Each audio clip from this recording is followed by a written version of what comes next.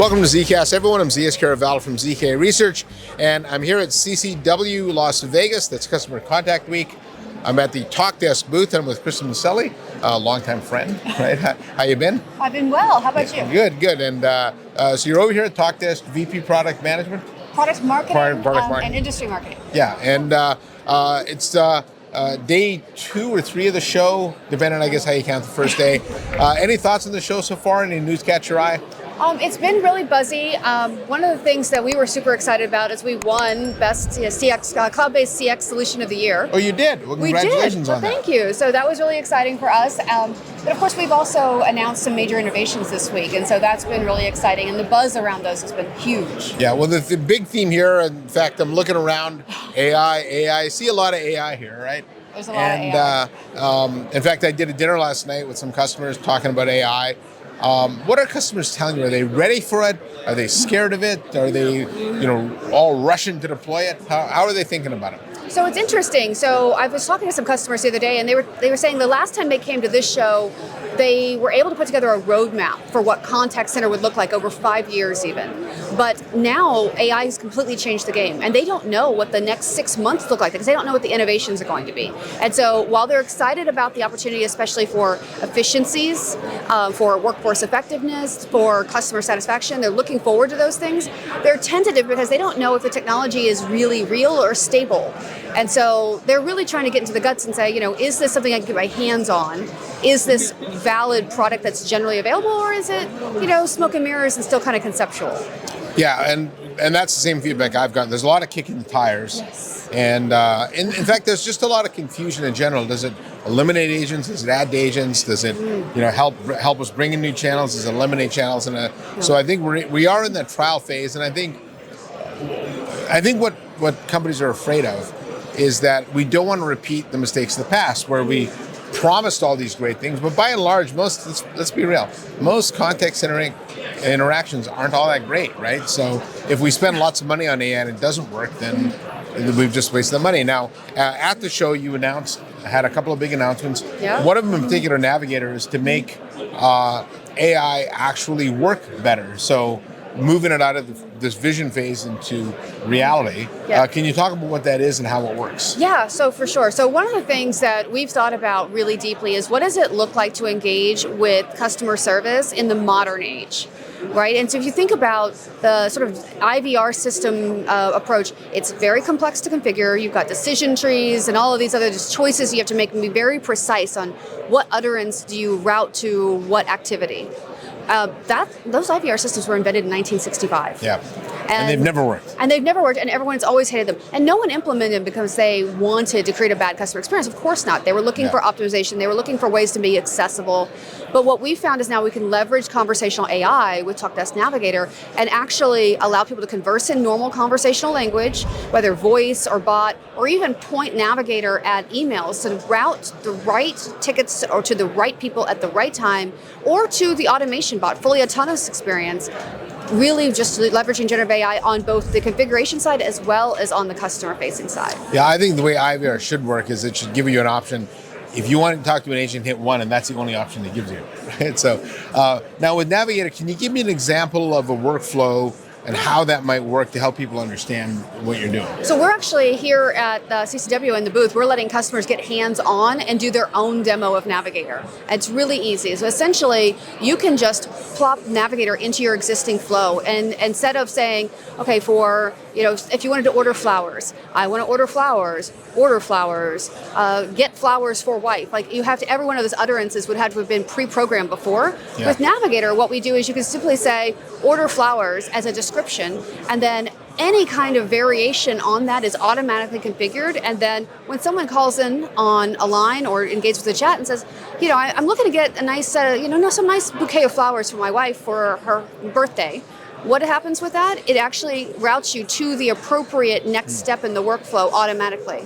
So the generative AI does all of the work for configuration and the actual interaction. So just like in our personal lives, how generative AI has allowed us to interact with the internet through natural language, this lets us interact with brands through natural language without having to be so prescriptive and so precise. Yeah, exactly. And you don't end up going into those endless loops of press 5 or press 9 like the days of IVR from the 60s. Yeah. You're making me uncomfortable just thinking about that. So We've got a really cool experience where you can actually see yourself in the 60s with AI, and it's really funny. You'll have to try. I'll try that out. Now, you also have another AI product called AI Studio. And so how are these products related? Are they related? They are. So our AI Studio, actually, Navigator plugs right into it. It just becomes one of the flows. Instead of having to precisely program every step, you just add Navigator to the flow and it works. That's awesome. Now, I did see there's another announcement called Mood Insights, which again uses AI to help agents.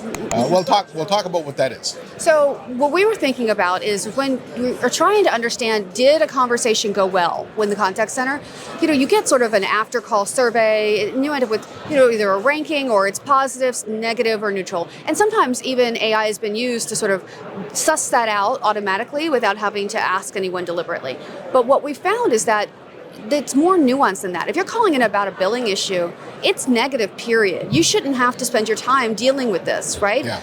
But what we can do actually, it's a good point. Yeah, so it's going to be negative no matter what. So you may have a great experience with the person, but that's disconnected from your overall, frustration. So what we can do with Mood Insights is over the course of an interaction, we can detect you started out frustrated, but then the agent did something, and then suddenly you were gratified. And then by the end, maybe the agent promoted some additional solution that you could take, and maybe you've increased your spend now, and you're joyful that you were able to take that next step. And so then we can find out what did that agent do and make that part of the standard workflow so that we can do that more often. So now we're getting better and better with every interaction with customers through understanding their moods. So instead of having that handful of smart agents that always seem to be successful, now their knowledge can be democratized across your base. Exactly. Oh, that's fascinating. Yeah. and you always, in fact, for the agent, they always have a good idea now of how their customers are feeling too, right? That's exactly right. And its supervisors are able to use that as part of their quality management as well. Yeah. Which agents are getting from frustrated to overjoyed. So that's an interesting aspect of what you're doing, because I've talked to some contact center managers in this era of remote work. They can't listen to the calls anymore. Yeah. And so they've told me they need better tools to help them manage. And so that sounds like that's an added benefit of this. It absolutely is. I mean, our quality management system is really exceptional, and it's leveraging AI all in the back end all the time for supervisors. Next up for us, we're actually, this is a little future, but we are looking at self-configuring systems, AI that actually does all of the heavy lifting, so that it's saying, hey, I noticed this trend. I noticed that this is what is most effective in solving this problem for your customers. Here's a new workflow. Would you like to activate it? That's what we're going to get. Yeah, that would be interesting, because if a company were to say launch a new product, you don't really know what the impact of that's going to be, but now it can configure itself, right? It can. That's actually one of the workflows we're working on for demos right now is, say a bank wants to offer some kind of new product. How do you know when the right time to recommend that to a customer is? You don't want to do it when they're frustrated. That's the last thing you want to do is sell them something when they're ticked off. But doing it at the right time, when it meets the need, and it's the right thing. Okay, well, that's great. So just a couple more questions. Yeah. I think Talkdesk is, even really before the Gen AI hype came around, had been using AI That's right. within the products. And so you've rolled out a lot of AI in the last little while. What's next? So we've got further industry specialization. That's super important to us, is helping customers get up and running with turnkey solutions that are really purpose-built for enterprise. And so we had announced this year Talkdesk Autopilot for retail, for healthcare, for banking. We've got some more announcements coming very, very soon on some additional retail use cases. Okay, and I've noticed that really early in Talkdesk history, it went to this industry-specific strategy. That's right. Why has that been important for you? So we found that that's a point of differentiation for us. We can get deep integrations, some of them are completely exclusive, with the systems of record, like Epic for healthcare, for example. Yeah. So now you're able to surface all of the contextual data about the customer you're interacting with, whether it's their banking data or their prior purchases for a retailer. And being able to bring all of that data in, it makes the agents more effective. It reduces average handle time. It increases customer satisfaction. It makes sure that you can be more proactive and hyper-personalized in your interactions. experience. And so doing that specific to industry is helping customers arrive at value faster. And it's not a year-long implementation. You were talking about predefined use cases. You don't have to start from a vanilla out-of-the-box plain environment, but from something that's already tuned for your industry. All right, and just one last question for you. Yes. As I mentioned, every company I talk to has got AI in their mind, right? So if companies are thinking about bringing AI into contact center, what are a couple of pieces of advice you can give them to help them get started? So I would say try to get hands-on with technology, because everyone's able to do sort of the same things if they just plug a UI over top of an LLM, right? The large language models are basically giving a lot of democratized access to AI. But what's truly differentiated, and you really have to experience it to see what that is. And a lot of times it's how easy is it to configure and work through the environment. Sometimes it's how easy is it to put responsible guardrails in place so you don't end up like that car dealership in California that accidentally sold a truck for $1, right? So I've been looking for that. Yeah, I know, right? But having the tool that's going to be able to get you all of those resources in an easy to experience environment for both administrators and supervisors, and also even for the agents and the customers, that's important. All right. Anything else you want to add?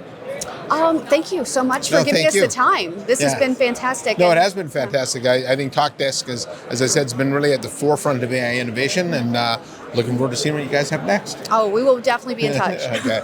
So on behalf of Crystal Miceli at the Talkdesk booth at CCW24, I'm ZS Caravallo from ZK Research saying thanks for watching. Hit that subscribe button. I'll see you next time on the next episode of ZKast. Thank you. Thank you. Thanks.